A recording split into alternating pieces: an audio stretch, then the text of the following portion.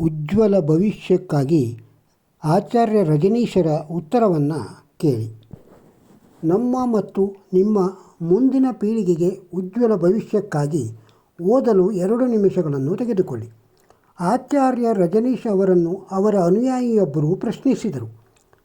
ಜಿಹಾದಿಗಳಿಂದ ಮನೆ ಆಸ್ತಿ ಸುಟ್ಟು ಹತ್ಯೆಗಳು ನಡೆದಾಗ ನಾವೇನು ಮಾಡಬೇಕು ಹೇಳಿ?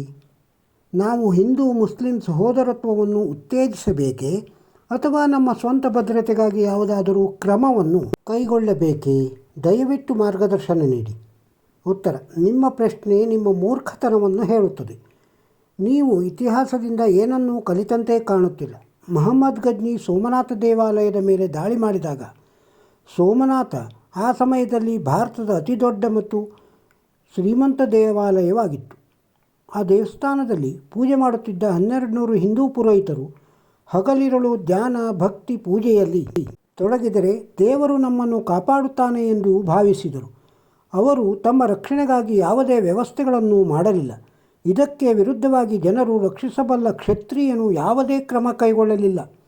ಇದರ ಪರಿಣಾಮವಾಗಿ ಮುಹಮ್ಮದ್ ಸಾವಿರಾರು ನಿರಾಯುಧ ಹಿಂದೂ ಪುರೋಹಿತರನ್ನು ಕೊಂದು ವಿಗ್ರಹಗಳು ಮತ್ತು ದೇವಾಲಯವನ್ನು ಒಡೆದು ಹಾಕಿದನು ಮತ್ತು ಯಥೇಚ್ಛ ಸಂಪತ್ತು, ವಜ್ರಗಳು, ಆಭರಣಗಳು ಮತ್ತು ಚಿನ್ನ ಮತ್ತು ಬೆಳ್ಳಿಯೊಡನೆ ತನ್ನ ದೇಶಕ್ಕೆ ಹಿಂತಿರುಗಿ ಹೋದನು. ದೇವರ ಧ್ಯಾನ ಮತ್ತು ಭಕ್ತಿಯಿಂದ ಅವನನ್ನು ಏನೂ ಮಾಡಲು ಸಾಧ್ಯವಾಗಲಿಲ್ಲ. ಇಂದು 100 ವರ್ಷಗಳ ನಂತರವೂ ಅದೇ ಮೂರ್ಖತನ ಮುಂದುವರೆದಿದೆ. ಇತಿಹಾಸದ ಮಹಾಪುರುಷರ ಜೀವನದಿಂದ ನೀವು ಏನನ್ನೂ ಕಲಿತಂತೆ ಕಾಣುತ್ತಿಲ್ಲ.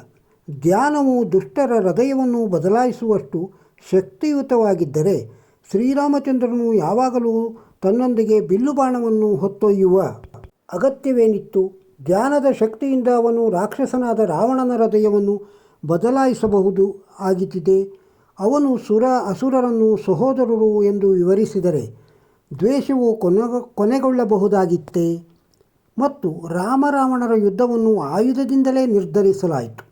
ಮನಸ್ಸಿನಲ್ಲಿ ಬೇರೆಯವರ ಮನಸ್ಸನ್ನು ಬದಲಾಯಿಸುವಷ್ಟು ಶಕ್ತಿ ಇದ್ದಿದ್ದರೆ ಪೂರ್ಣಾವತಾರಿ ಶ್ರೀಕೃಷ್ಣನಿಗೆ ಕಂಸ ಮತ್ತು ಜರಸಂಧನನ್ನು ಕೊಲ್ಲುವ ಅಗತ್ಯವೇನಿತ್ತು?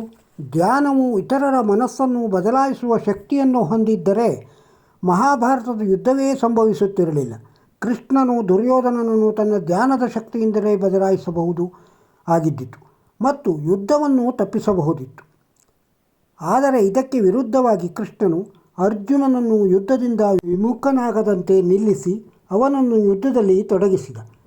ಮಹಾಭಾರತ ಯುದ್ಧವು ಇತಿಹಾಸದಲ್ಲಿ ಕೋಟ್ಯಾಂತರ ಜನರನ್ನು ಕೊಂದ ಅತಿದೊಡ್ಡ ಯುದ್ಧವಾಗಿದೆ. ಕಳೆದ 1200 ವರ್ಷಗಳಲ್ಲಿ ಭಾರತದಲ್ಲಿ ಎಷ್ಟೋ ಮಹರ್ಷಿ ಸಂತರು ಇದ್ದರು. ಗೋರಖನಾಥನಿಂದ ರಾಮದಾಸರವರೆಗೆ ಮತ್ತು ಕಬೀರರಿಂದ ಗುರುನಾನಕರಿಂದ ಗುರು ಗೋವಿಂದ ಸಿಂಗರವರೆಗೆ ನಾಯಕತ್ವ ಮಾರ್ಗದರ್ಶನ ಇದ್ದರೂ ಆಕ್ರಮಣಕಾರರು ಲಕ್ಷಾಂತರ ಹಿಂದೂಗಳನ್ನು ಕೊಂದರು ಮತ್ತು ಅವರ ಧರ್ಮವನ್ನು ಕತ್ತಿಯ ಮೊನೆಯಲ್ಲಿ ಬಲವಂತವಾಗಿ ಪರಿವರ್ತಿಸಲಾಯಿತು. ಆ ಸಂತರ ಉಪದೇಶಗಳಿಗೆ ಆಕ್ರಮಣಕಾರರನ್ನು ಪರಿವರ್ತಿಸಲು ಸಾಧ್ಯವಾಗಲಿಲ್ಲ.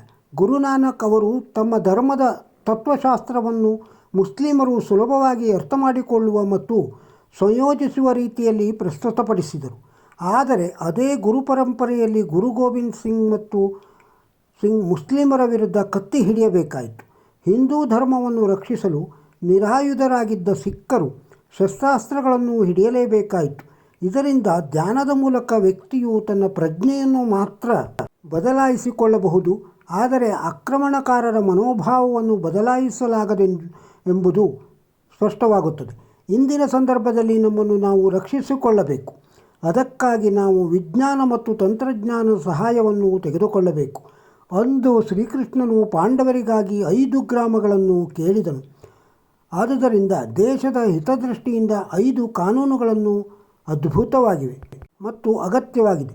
ಸಮಾನ ಶಿಕ್ಷಣ, ಏಕರೂಪ ನಾಗರಿಕ ಸಂಹಿತೆ, ಪರಿವರ್ತನೆ ಅಂದರೆ ಮತಾಂತರ ನಿಯಂತ್ರಣ, ಅಕ್ರಮ ಒಳನುಗ್ಗುವಿಕೆ ನಿಯಂತ್ರಣ, ಜನಸಂಖ್ಯೆಯ ನಿಯಂತ್ರಣ. ಈ 5 ಕಾನೂನುಗಳು ಬರದಿದ್ದರೆ ಸನಾತನ ಧರ್ಮವು ಈಗ ಭಾರತದ 9 ರಾಜ್ಯಗಳಂತೆ ಇಡೀ ಪ್ರಪಂಚದಿಂದ ಸಂಪೂರ್ಣವಾಗಿ ನಾಶವಾಗುತ್ತದೆ. ಇಂದು ಭಾರತ ಉಳಿಸುವ ಆಂದೋಲನವಾಗಬೇಕಾಗಿದೆ. ನಮ್ಮ ದೇಶ ಮತ್ತು ನಮ್ಮ ಸಹೋದರಿಯರು ಹೆಣ್ಣು ಮಕ್ಕಳನ್ನು ಉಳಿಸುವ ಆಂದೋಲನ ಆಗಬೇಕಾಗಿದೆ. ನೀವು ಇದನ್ನು ಫಾರ್ವರ್ಡ್ ಮಾಡುವುದಿಲ್ಲ ಎಂದು ನನಗೆ ತಿಳಿದಿದೆ. ಓದಿದ ನಂತರ ನೀವು ಹಾಗೇ ಬಿಡುತ್ತೀರಿ. ಆದರೆ ಕನಿಷ್ಠ ಒಬ್ಬ ವ್ಯಕ್ತಿಗೆ ಸಂದೇಶವನ್ನು ಕಳುಹಿಸಲು ನಾನು ನಿಮ್ಮನ್ನು ಒತ್ತಾಯಿಸುತ್ತೇನೆ.